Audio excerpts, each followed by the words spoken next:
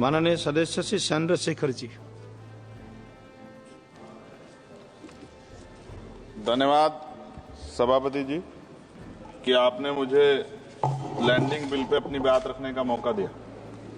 सभापति जी, 1856 में जो कानून बनाया गया और मैंने बिल पढ़ा,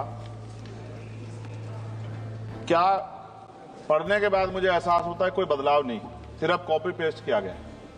तो सरह लेने में और प्रचार करने में तो मौजूदा सरकार को मेडल अलग से देना चाहिए कि कॉपी पेस्ट कर दिया और सरह ले लिया कि ये हमने किया है। नाम बदलने में और सरह लेने में हमारी सरकार को महारत हासिल है, जबकि हकीकत ये है कि ये इंटरनेशनल लॉ है जिसके आधार पर सभी देशों को काम करना पड़ता है। अगर सरकार कुछ बदलाव चाहती थी तो इसमें बिल को इलेक्ट्रॉनिक फॉर्मेट में कर सकते थे।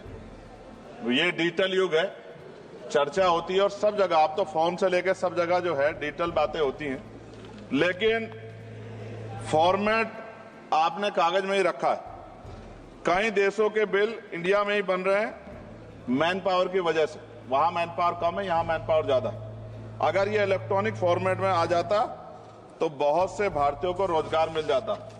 लेकिन मुझे ये भी बताना पड़ेगा कि हमारी सरकार का रोजगार देने में उनको बड़ी परेशानी है और वो रोजगार देने के खिलाफ, इसलिए उन्होंने शायद इलेक्ट्रॉनिक फॉर्मेट में नहीं रखा। जैसे उदाहरण, ऑस्ट्रेलिया में कोई माल चढ़ता है जहाज पर, उसकी इन्वेंट्री यहां बनती है, उसके लैंडिंग बिल भी इंडिया में बनते हैं। इलेक्ट्रॉनिक फॉर्मेट में कर देते तो उसका बैक एंड फॉर्मूला हमारे पास आ सकता था। इससे देश को फायदा होता और हमारे बहुत सारे लोगों को रोजगार मिलता। और राष्ट्रीय जलमार्ग 2016 कानून के तहत कई राष्ट्रीय जलमार्ग विकसित होने थे, परंतु अभी तक सभी नहीं बने। यह जलमार्ग बन जाते तो बाढ़ व सूखे की समस्या से भी निजात मिल सकती थी, लेकिन सरकार को बाढ़ से भी फर्क नहीं पड़ता क्योंकि उससे भी आम जनता को परेशानी होती है। पेट्रोल और डीजल की जो खपत है, अगर ये बन जाए जलमार्ग तो बहुत फायदा जो है वो खपत कम हो सकती है और बहुत बड़ा फायदा हो सकता है।